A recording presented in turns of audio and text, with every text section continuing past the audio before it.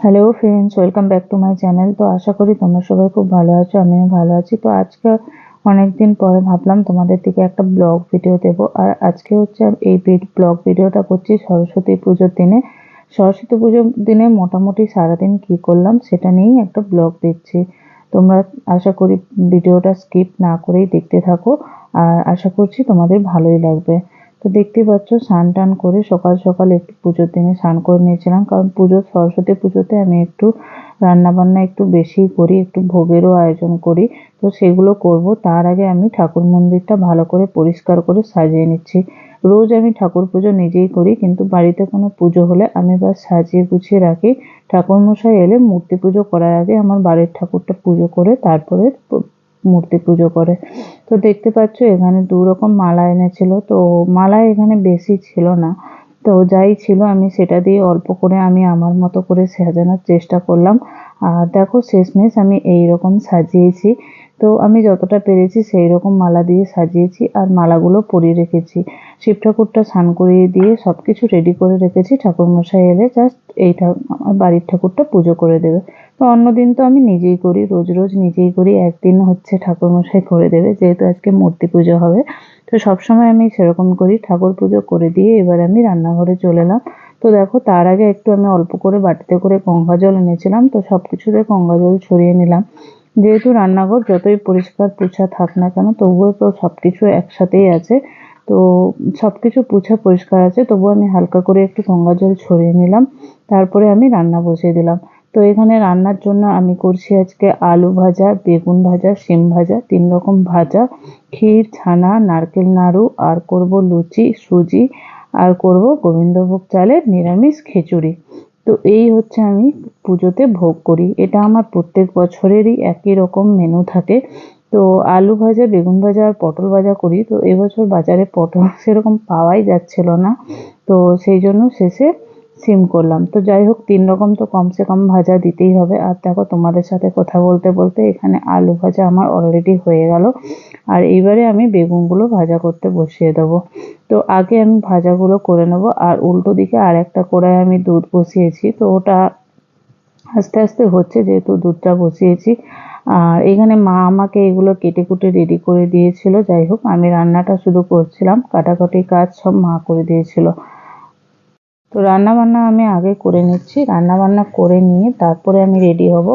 আর এখানে একদিকে আমি রান্না হচ্ছে আমার আস্তে আস্তে, যেহেতু বেগুনটা একটু সেদ্ধরও ব্যাপার আছে, তো বেগুনটা লো ফ্লেমে আমি ভাজাগুলো করছি। তো ভাজাগুলো হয়ে যাওয়ার পর এখানে আমি একদিকে ভাজাগুলো হচ্ছে আর একদিকে আমি মশলাগুলো গড়িয়ে নিচ্ছি, যেহেতু লাগবে। ও আর একটা কথা তোমাদের দিকে বলা হয়নি, আমি তো এঁচোড়ের তরকারিও রান্না করব। তো আমি ভুলেই গেছিলাম, এত কিছু আসলে রান্না যে কি কি করব তোমাদের বলতে গিয়ে এঁচোড়ের তরকারি মিস হয়ে গেছে। যাই হোক, ভোগে আমি এঁচোড়ের তরকারিও দিই, খিচুড়ির সাথে এঁচোড়ের তরকারি, আর লুচির সাথে সুজি, আর ভাজা তো 3 রকম আছে, আর ক্ষীর, ছানা, আর নারকেল নাড়ু। আর এবারে নারকেল নাড়ুটা আমি চিনি দিয়ে করিনি, খেজুরের গুড় দিয়ে করছি। আর যেহেতু খেজুরের গুড় এনেছে বাড়িতে, আর ধোয়া আনা থেকেই আমি আমার দুটো ফ্রিজ আছে, একটাতে আমার সব কিছু মানে মাছ, মাংস এইসব রান্নার জিনিস, সবজি থাকে, আর একটা ফ্রিজ একেবারেই আমার নিরামিষ, যেখানে ঠাকুরের ফুল, দুধ এইসব ছাড়া কিছুই থাকে না। আর গুড়গুলো আনার পরে আমি ওই ফ্রিজেই রেখেছিলাম, কারণ আমি যাতে কোনো সময় পুজোতেও দিতে পারি। তো সেই জন্য আমি ভেবেছিলাম যে এত যখন গুড় এনেছে, তো একটু ঠাকুরের জন্য এবারে চিনি দিয়ে নারকেল নাড়ু করব না, তো গুড়েরই নারকেল নাড়ু করব। যাই হোক, আমি গুড়ের নারকেল নাড়ু করেছিলাম। আর দেখতে পাচ্ছ আমার 3 রকম ভাজা কমপ্লিট। তো এইবারে আমি লুচি ভেজে নেবো, ভাজা হয়ে গেছে। আর লুচিগুলো আমি আগে একটু বেলে নিয়েছিলাম, বেশি করে একটু বেলে নিয়ে তারপরে ভাজা করেছিলাম, এইভাবে লুচিগুলো বেলেছিলাম। আর এই দিকে উল্টো দিকে আমি ক্ষীরছানা তৈরি করেছিলাম। ক্ষীরছানার জন্য তো অল্প আঁচে একদম আস্তে করে করে দিতে হবে, সেই জন্য ক্ষীরছানা একদিকে হচ্ছিল আর একদিকে লুচি ভেজে নিয়েছিলাম। আর এখানে দেখো মাকে বলছি যে ফুলকপির মধ্যে এত পোকা, ফুলকপি কেটে রাখার পরেও বেছে বেছে তারপরেও পোকা বেরোচ্ছে। তো মা বললো অল্প করে একটু নুন দিয়ে ভাপিয়ে নিতে, তাহলে পোকাগুলো সব বেরিয়ে যাবে। তো যাই হোক, দেখো লুচিগুলো কিন্তু দারুণ ফুলছে, সেরকম কিছু করেই মানে নর্মালি, যাই হোক তাড়াহুড়োর সময় যে এত সুন্দর প্রত্যেকটা লুচি ফুলেছে সেটাই অনেক। তো যাই হোক, লুচি ভাজা হয়ে গেলে তারপরে শেষে আমি এঁচোড়ের তরকারি করব, আর তারপরে খিচুড়িটা সবার শেষে করব। তো রান্না বান্না সব কিছু কমপ্লিট করে তারপরে মেয়েকে রেডি করে নিজেও রেডি হয়ে পুজোয় বসে গেছিলাম, কারণ ঠাকুরমশাই এসে গেছিলো। আর পুজোটা তো পুরো আমি লাইভে করেছিলাম, ফুল পুজোটাই। তো সেই জন্য আর পুজোর কোনো ভিডিওর মধ্যে যোগ করলাম না। পুজোটা যেহেতু পাবলিক পোস্ট করা আছে। তো পুজো শেষ হতে হতে প্রায় 3টে বেজে গেছিলো। তারপরে খাওয়া দাওয়া করে একটু বেরিয়েছিলাম মার্কেটে, একটু দরকার ছিল। ওখান থেকে এসে রাতের খাওয়া দাওয়া সেরে আমি আবার চেঞ্জ করে নিয়ে তারপরে আমি আবার ঠাকুর ঘরটা গুছিয়ে নিচ্ছি, কারণ ঠাকুর ঘরটা রাতের মধ্যে না গুছালে আমার সকালে অনেক কাজ আছে। আর পরের দিন সকালে আমার কাজ ছিল, বেরোনোর ছিল, আর মেয়েরও স্কুল ছিল। সেই জন্য যতটা পারলাম ভাবলাম যে ঠাকুর ঘরটা রাত্রিবেলায় গুছিয়ে রাখি। আর আমার রাত্রিতে একটু জেগে কাজ করতে মোটামুটি ভালো লাগে, কিন্তু সকালবেলায় তাড়াতাড়ি উঠে কাজ করাটা খুবই আমার কাছে টাফের ব্যাপার হয়, কারণ মেয়ে অনেক রাত পর্যন্ত জেগে থাকে। তো মেয়ে না ঘুমোলে তো ঘুমোতে পারি না। সেই জন্য রাত্রিতে জেগে কাজ গুছিয়ে নিই। যে টাইমটায় জেগে থাকতে হয় আমি সেই টাইমটায় কাজ করে নিই। জেগে থাকতে যখন হবে তো জেগে থাকাকালীনই কাজ করে নিই, যাতে সকালে একটু বেশি টাইম ঘুমাতে পারি। তো সেই জন্য আমি এই কাজটা রাত্রিতেই সেরে নিচ্ছি। আর ঠাকুর ঘরটা মোটামুটি পুরোটাই আমি পরিষ্কার করে নিচ্ছি রাত্রিবেলায়, কারণ সকালের জন্য রাখছি না। আর তারপরে সকালবেলা যখন আমি পুজো করব তখন আমি আবার ভালো করে পুছে টুছে তখন পুজো করব। আপাতত এই যে চারিদিকে ছড়িয়ে ছিটিয়ে জিনিসপত্র আছে, এইগুলো যদি সকালের জন্য রাখি তো অনেকটা টাইম লেগে যাবে। তো এইগুলো করতে মোটামুটি 8 ঘন্টার মতো টাইম লেগেছে, বেশিও টাইম লাগেনি খুব বেশি।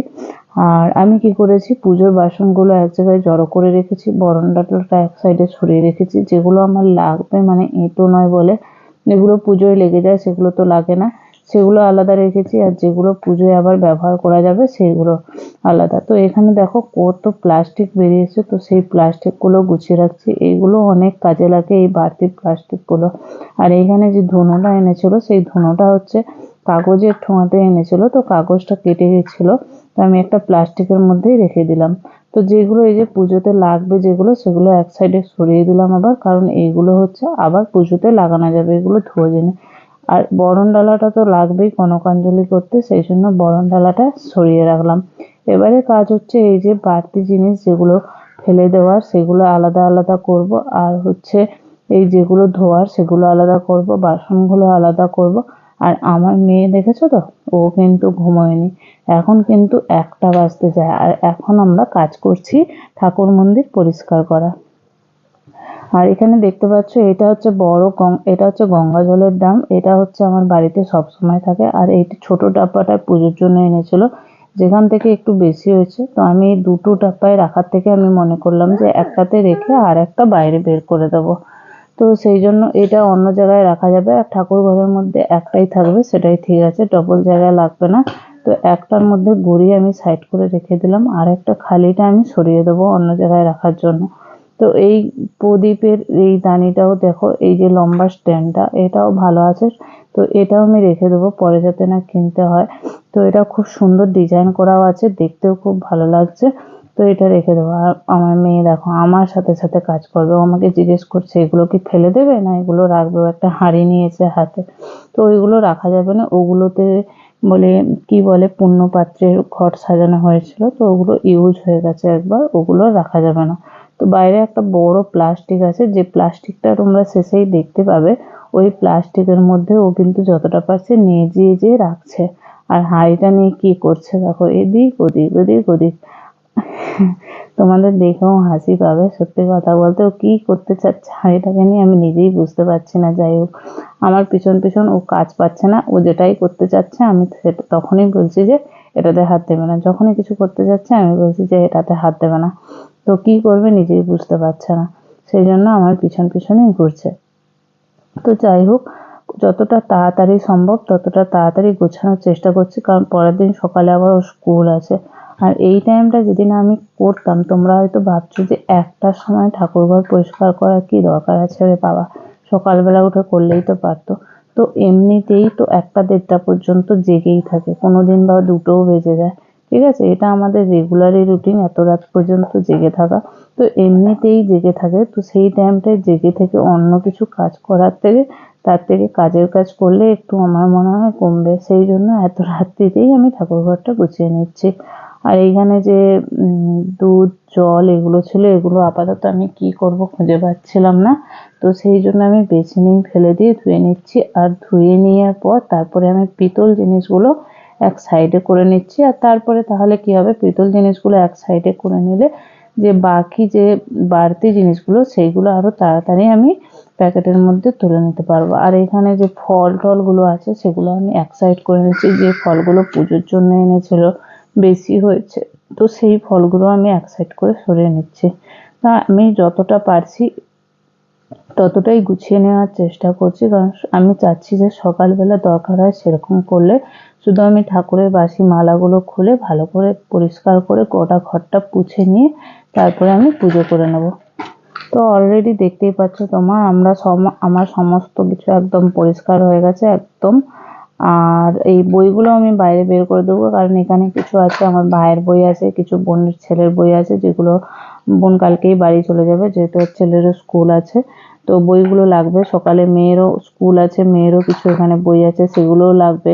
তো সকালে তাড়াহুড়াতে সেই জন্য বইগুলো বার করে নিচ্ছি আর ফলগুলো বাইরে বের করে নিচ্ছি। বাকি যে পিতল জিনিস টিনিস আছে এগুলো সকালের জন্য রেখে দিচ্ছি। তো যাই হোক, হয়ে গেছে আমার। আর এখানে ও একটা ফোন নিয়ে ক্যামেরা অন করে ওর মতো ভিডিও করছে। আদৌ ভিডিওগুলো দেখতে কেমন হবে আমি নিজেও জানি না। ও নিজে নিজে ঘুরে ঘুরে ভিডিও করছে, তোমরা বুঝতে পারছো কিনা জানি না। ওর হাতে কিন্তু একটা ফোন আছে আর ভিডিও কিন্তু অন করা আছে। আর দেখো কত কিছু বেরিয়েছে, এক প্লাস্টিক, পুরো বড় প্লাস্টিক, আমি তো তুলে নিয়ে যেতে পারি না, আমি ঠেলে ঠেলে। যাই হোক, যা আজকের মতো ভিডিওটা এখানেই শেষ করছি। আবার নেক্সট ডে যেদিন এডিট করতে পারবো সেদিন ভিডিও ছাড়বো, কারণ আমার এখন এডিট করার সময় হয় না, তাই রেগুলার ভিডিও ছাড়তে পারি না। সময় হলেই তোমাদের জন্য একটা করে নতুন ভিডিও ছেড়ে দেবো। তো তা না হলেও শর্ট ভিডিও তো আমি মাঝে মধ্যে ছেড়েই থাকি। তো চলো আজকের মতো টাটা।